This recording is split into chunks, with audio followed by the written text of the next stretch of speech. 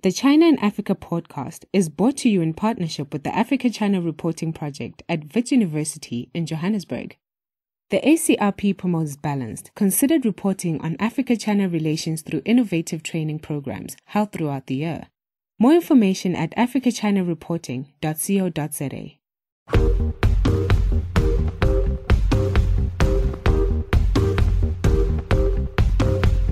Hello and welcome to another edition of the China in Africa podcast. I'm Eric Olander, and as always, I'm joined by Cobus Van Staden of the South African Institute of International Affairs in Johannesburg, South Africa. A very good afternoon to you, Cobus. Good afternoon.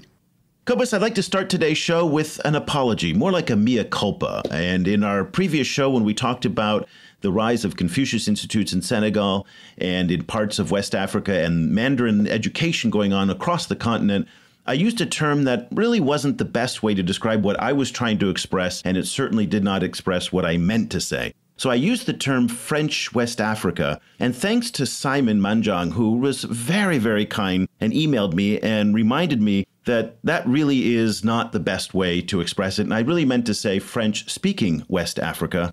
And so I do want to apologize for that because I know how important language is, and these terms have a lot of meaning. And I really just also want to make sure that you, our listeners, are always welcome to correct us, to modify us, to give us guidance, because we rely on that to stay faithful to what we're doing and to give you the best information possible. So thanks, Simon, for helping keep us honest. Cobus, today on the show, we're going to be talking about really one of the most fascinating subjects, particularly in this day and age when trade is in the headlines all over the place. And it's really about the business of doing business in China, and particularly among Nigerian traders who in cities like Guangzhou are far and away the most populous of all the African migrant communities. And Nigerians are known around the world for being very, very savvy traders. China, of course, is one of the most difficult places in the world to do business. But if you are importing low-cost goods in high volume, there is no better place to be than Africa. Cobus, it's really been a very, very sensitive issue for a lot of people in Africa, in part because the flood of low-cost Chinese imports that a lot of people attribute to Chinese merchants are actually being brought in by the likes of African merchants. Many of them are Nigerian. Yes, this has been a big misconception, and frequently Chinese traders are blamed for example, causing local industries in Africa to weaken. While in reality, very frequently, the flow of goods from China to Africa is arranged by middle people. People who select goods, who target particular markets, who do all of the work to obtain the goods and ship them. And so it's a much more complicated situation than it looks from the outside, and also it benefits a lot more people in Africa than is frequently seen from the outside.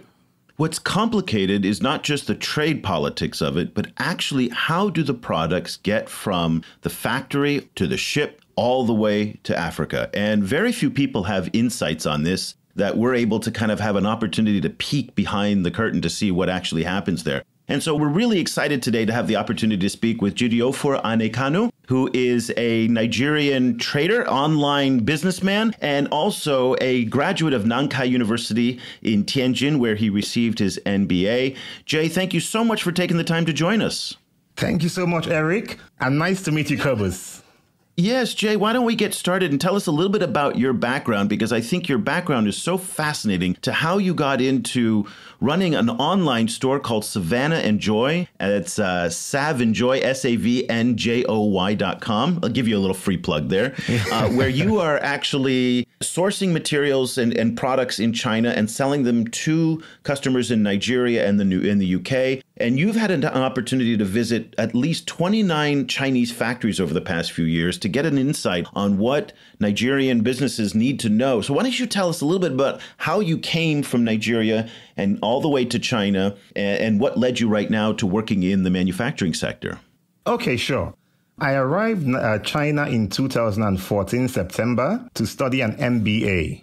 Before this time, I would never have thought I would come to China. Not for any adverse reasons or anything negative, but I just never thought about China as, being somewhere where I would go to. It was too far away from Nigeria, where I used to going North America and Europe, So in 2014, I was, okay, where to go? I need to go study further. And I had just returned from the UK.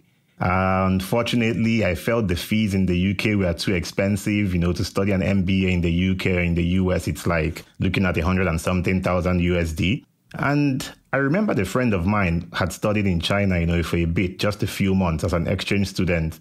And then I wrote to her and I'm like, hey, how was China, And she's like, I don't know what to say. I think you just go and find out for yourself. And that was it for me. And I went online. I started reading about China and everything sounded interesting, the culture, the people. And online, I applied for a school randomly and I got admitted to Ankara University. Coincidentally, we were the first set of international students coming to Ankara University to study an MBA because, like Chinese colleges are all taught in Chinese. So their MBA has like one of the best MBA schools in China, but they had no international department. But in 2014, they decided to have one, and we were the first students. So even though I applied to Peking and Xinhua, I was already too late. This was in June, and school was to resume in September. So I was too late that the only people who were admitting students at this time was Nankai because they wanted more international students. So that was it. Anyway, fast forward to arriving in China, I was excited because sequel to this time in Nigeria, I would order things online for people, via Alibaba. So coming to China then was now more interesting. I'm like, oh, okay, I can visit those suppliers, those factories and all that. And that's it. So I arrived here, started my MBA. First 2 years, I didn't have so much time to do any sort of business, but I was looking forward to holidays so that I would be able to visit all those factories and see manufacturing processes for myself firsthand. When you started actually trading from China, what were some of the biggest surprises and biggest challenges for you when you started? Oh, so when I started trading from China, some of the biggest challenges was reaching the factories because, of course, many of the factories that deal in fast-moving consumer goods are in the south of China in Guangzhou. And I was living in Tianjin, which is north of China.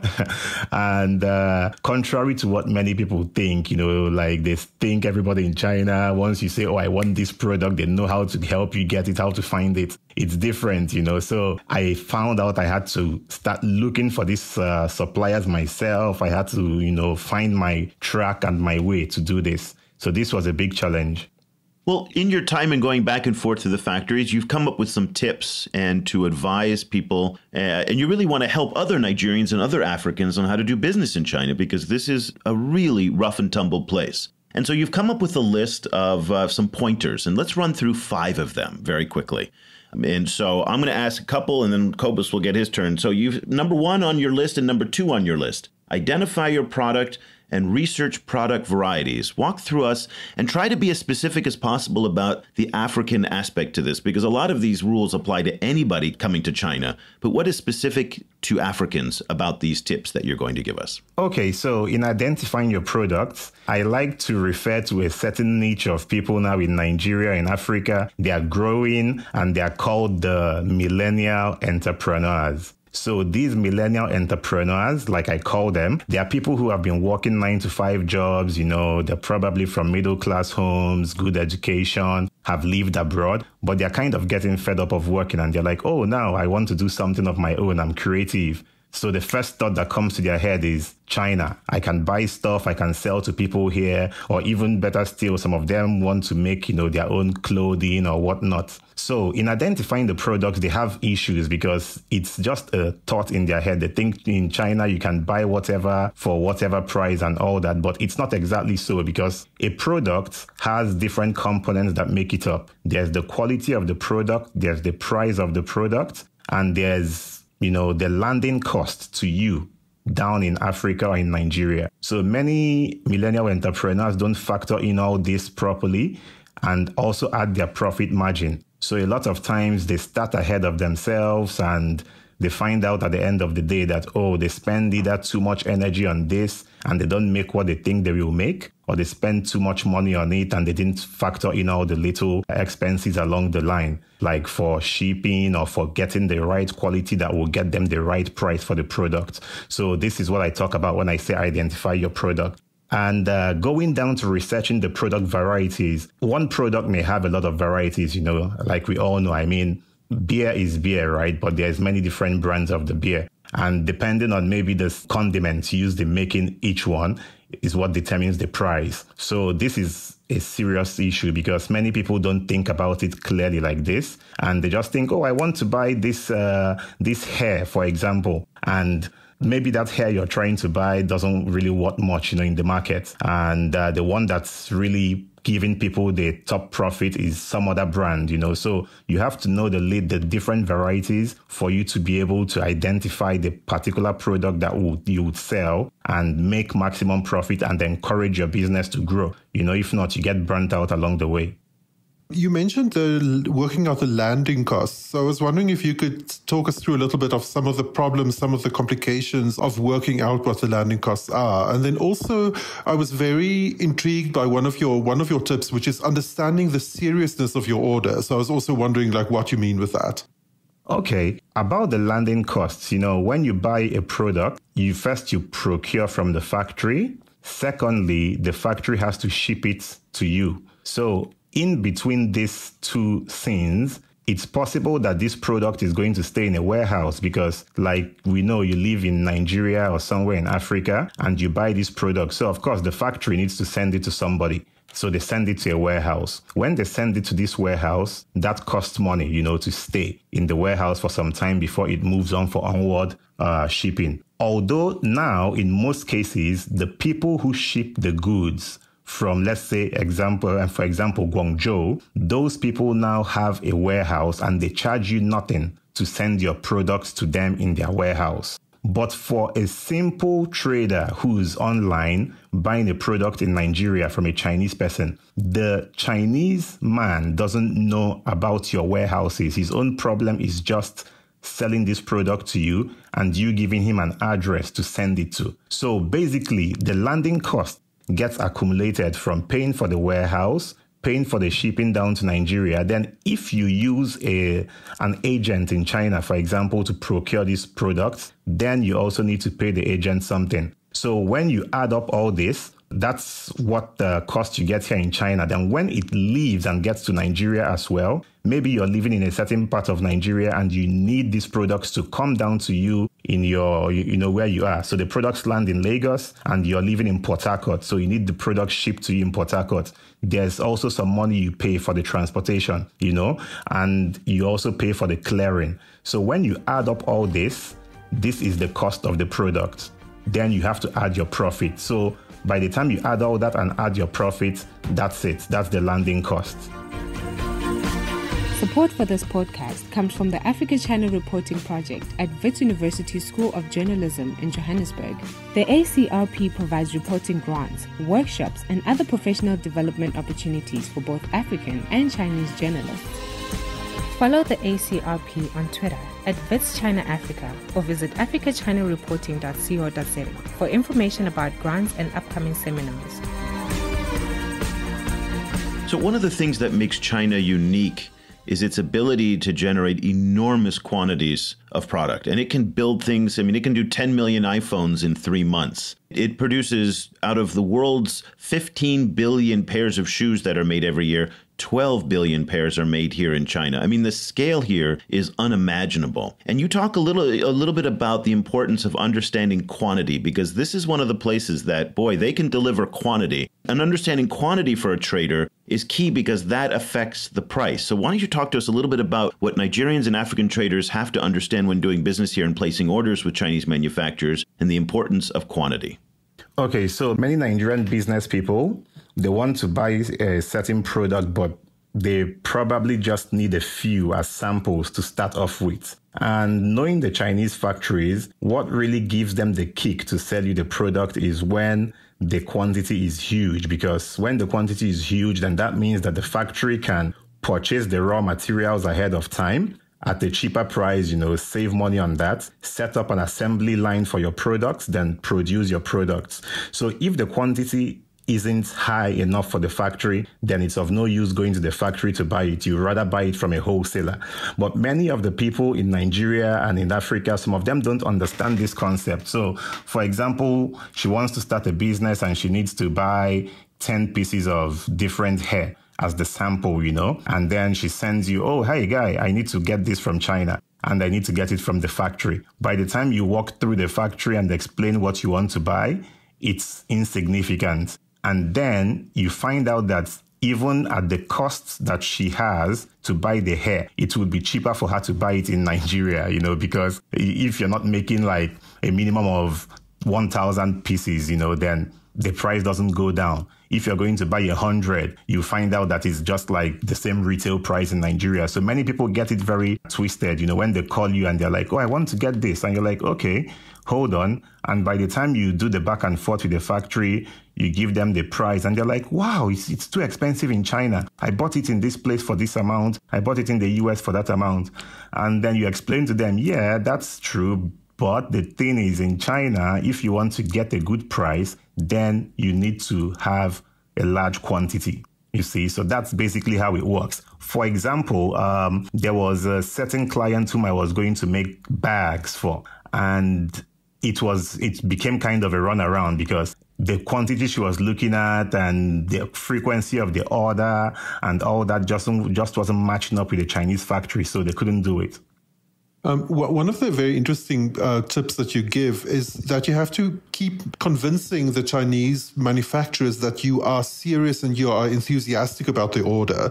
Could you tell us a little bit about that? Yeah, so what I mean when I talk about the seriousness of the order is that there's certain people, who want to make something, especially in the niche of the Millenia Enterpreneurs, and they have a brainwave. They're like, oh, I'd like to start doing this now. It looks like something that will be prosperous and all that. But they never think through all these processes that lead to production. And when they don't think through the processes that lead to production, then they give up along the line. So for us, we see that as the person not being serious about the order. That's one part. On the Chinese side, on the manufacturing side, there's a lot of factories out here whom service European industry, North America, and they are used to certain quality standards. They are used to a certain price range, and when you come to them and yes, you're from Nigeria, it's a big market, many people are doing this.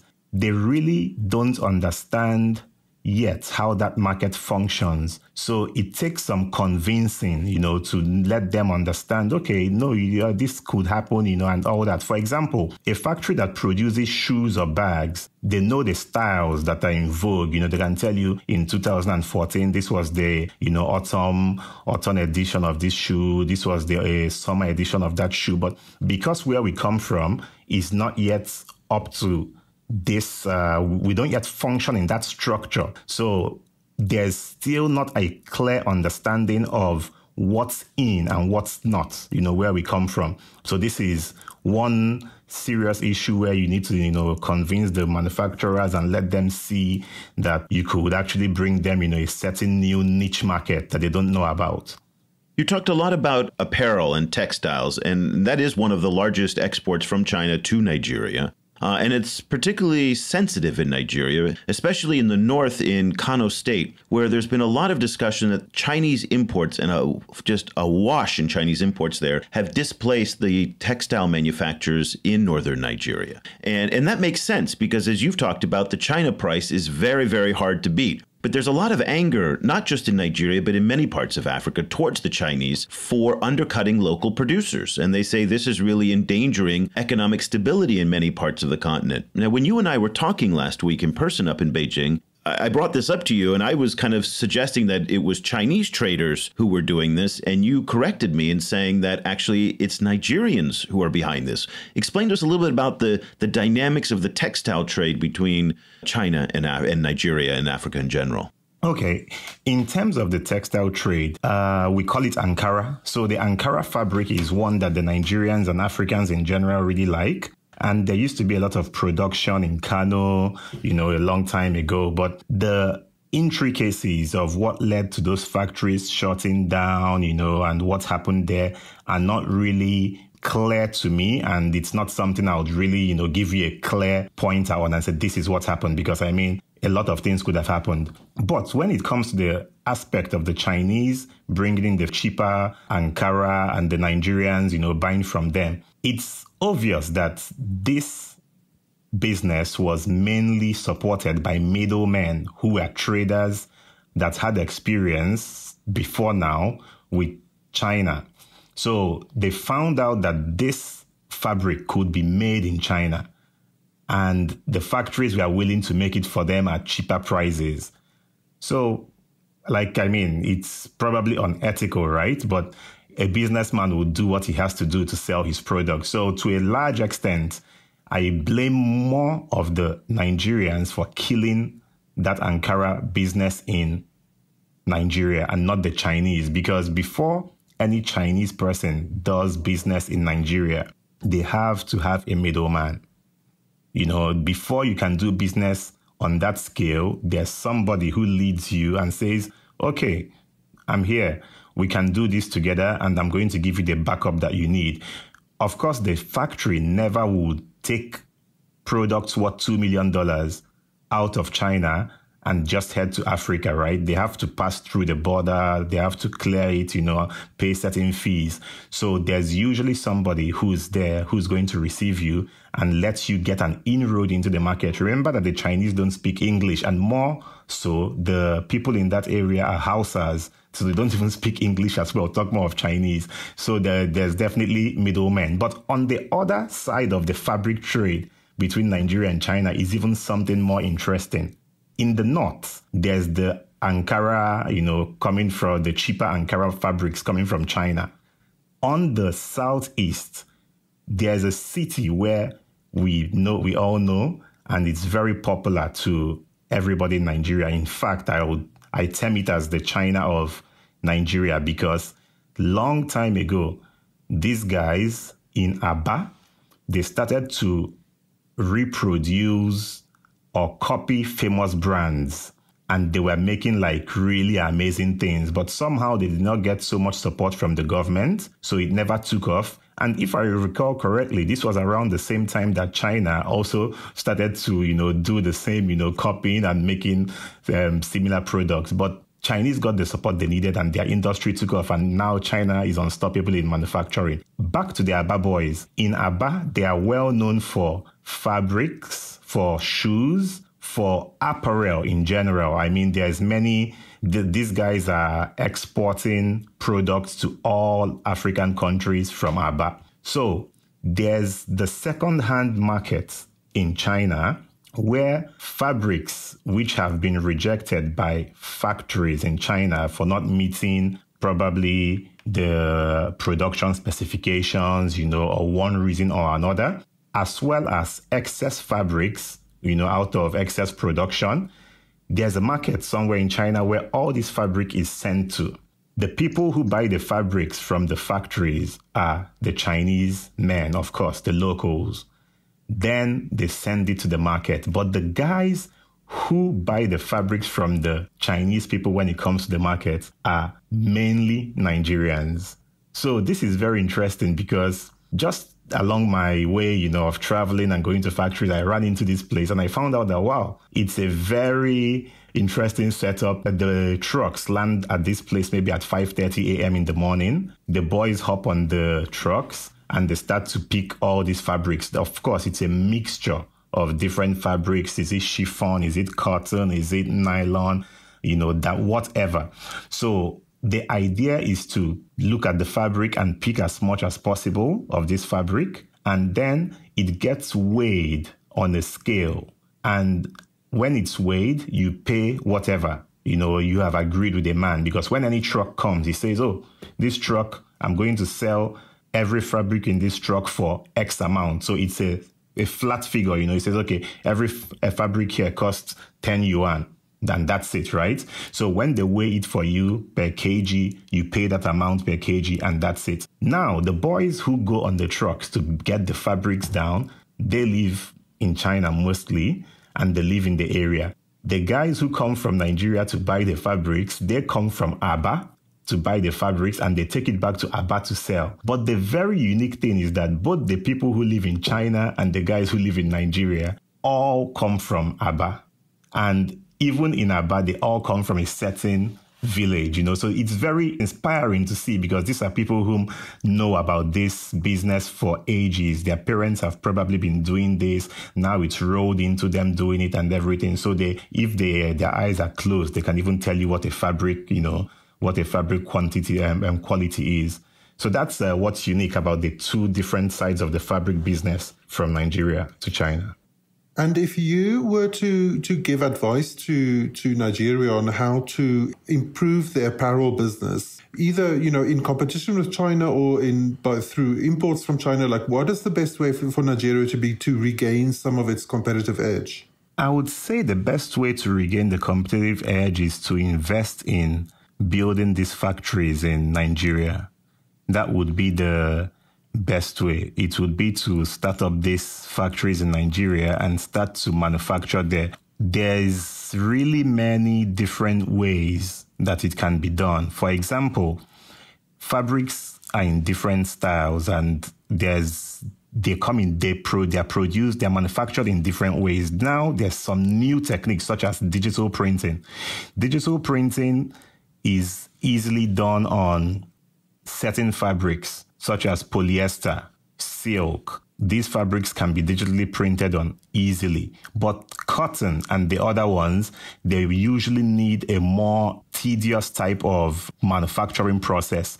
So my advice would be to look at the easier ways or the easier fabrics that we can make in our place. And probably we buy the raw materials from here or even from Africa or wherever we get them from. And then we can probably digitally print things like silk and polyester, and take over at least a small chunk of the manufacturing while we wait for when we can have proper huge factories running again to start to produce the more tedious styles of production. But the problem is that it's difficult to do all this without power. So I think still back home, we need some infrastructure, especially in the power sector. That's what's going to be the real determiner. The big takeaway for me from this discussion is how it's so easy to reach conclusions based on reading news and talking to people. But when you actually hear from someone who's inside and who's actually been in the factories, knows the traders, knows where they're coming from and what they're looking for and how complicated this all is, it's absolutely fascinating. And Jidiofor Haneko is an expert in this. He's running a store called Savannah and Joy, Savanjoy, SAVNJOY.com. So if you live in Nigeria and you're listening to this, you can buy things from China through that store. And it's fascinating because he's going to the factories to get it. It's really amazing. And he's a graduate of Nankai University in Tianjin, where he did his MBA back in 2016. And he's really part of this amazing generation of young Africans who are in China. And I had the pleasure of meeting Jay last week at an amazing event called Africa Week, where there was just dozens of young Chinese and young Africans from all over the continent who were just doing so many exciting things. And Jay, you are part of that generation. Congratulations on finishing your MBA and launching a successful business, and for really helping the world better understand the complexities of the Nigeria-Africa trade. And we really appreciate your time for joining us tonight. Thank you, Eric. Thank you, Cobus. Cobus, what I found most interesting in the discussion was the talk about Kano, because for years we've been hearing about how these low-cost imports are undercutting local producers, and this has been a source of tremendous tension. And to hear Jay explain the complexities, that to blame simply the Chinese really is missing a big part of the story. And again, I'm not here to defend the Chinese. Whatever trade practices they do that may not be ethical or reputable, fine. We'll let them defend themselves on that. But I think Jay's point on this is that there are so many interests that are at stake here, because he kind of referenced unethical. And I don't think it's unethical for business people to look for a lower price in order to compete and to sell products in order to gain market share. That's just the way that business is done. And at the end of the day, we've always talked about how low prices, while they hurt producers, are great for consumers. So it's really not a simple issue, even though a lot of people really want it to be a simple issue. And blaming the Chinese is certainly an easy way to do it. Yeah, what was also very interesting for me was how it all comes back to electricity in the end. Like there's so much that Nigeria can do. There's so much creativity and energy in Nigeria. And, as soon as there is electricity, switched on, then Nigeria can make a ton of money. Because already now, Nigerian pop culture, Nigerian fashion is very influential in places like South Africa. And you see, things like headscarf styles and so on are starting to kind of migrate from Nigeria to South Africa. And there's a big kind of cultural back and forth between the two countries. That kind of fashion industry could be massive as long as there's electricity to churn out all of those headscarves, so it all comes back to those like basic development issues. And that's one of the reasons why, when it comes down to China's engagement in Africa, power becomes really the central point here. And the investment that the Chinese are making in coal-fired power plants is one that's extraordinarily controversial given the carbon emissions that come from it. But I think to your point, Cobus, when you're having to make a choice between brownouts that lead to unemployment and stagnant economic development and carbon emissions that are very dangerous, but that will be felt years from now, for a lot of policymakers, it's a clear choice. And this is the choice that they've made in China, where we struggle with the air here.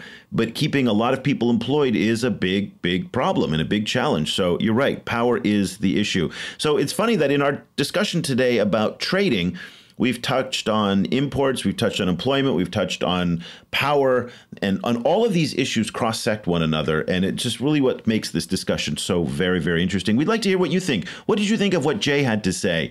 Do you agree with the fact that he's kind of bringing all these low-cost goods and he's helping Nigerians and he's really competing with those local producers that are really, potentially jeopardizing jobs in Nigeria? But at the same time, he's bringing a world of products as well to the marketplace and bringing efficiency that are desperately needed in places like Africa. So tell us what you think. We'd love to hear from you. You can reach us on so many different platforms and channels. LinkedIn is where I'm at. And Cobus, I think you're developing your LinkedIn presence as well, yes, right? I'm slowly growing my LinkedIn base. And I was very excited last week that you did your inaugural commentary for our new newsletter. So Cobus wrote a commentary every week. Cobus and I are writing little short commentaries on our brand new newsletter. We want to welcome all of the followers and subscribers to the Center for Chinese Studies at Stellenbosch University who've joined our newsletter that we do in partnership with the Africa-China Reporting Project at Wits University. So between Stellenbosch, Wits, and us, we have this really dynamic discussion going on over on our newsletter. You can sign up for our newsletter at the ChinaAfricaProject.com website. We'd love to have you join us every week. We're selecting 5 or 6 of the best stories. Our podcast is there, as well as a long, in-depth read of the week that we pick as well. So our editors are curating that as we speak right now. We deliver that every Monday for you right into your inbox. So we'll be back again next week with another edition of the China in Africa podcast. Until then, thank you so much for listening. The discussion continues online. Head over to facebook.com/China Africa Project to share your thoughts on today's show. The guys are also on Twitter, where you can find Gwobus at Stadinsky or Eric at E. Olander. And be sure to sign up for the weekly China in Africa email newsletter by going to www.ChinaAfricaProject.com.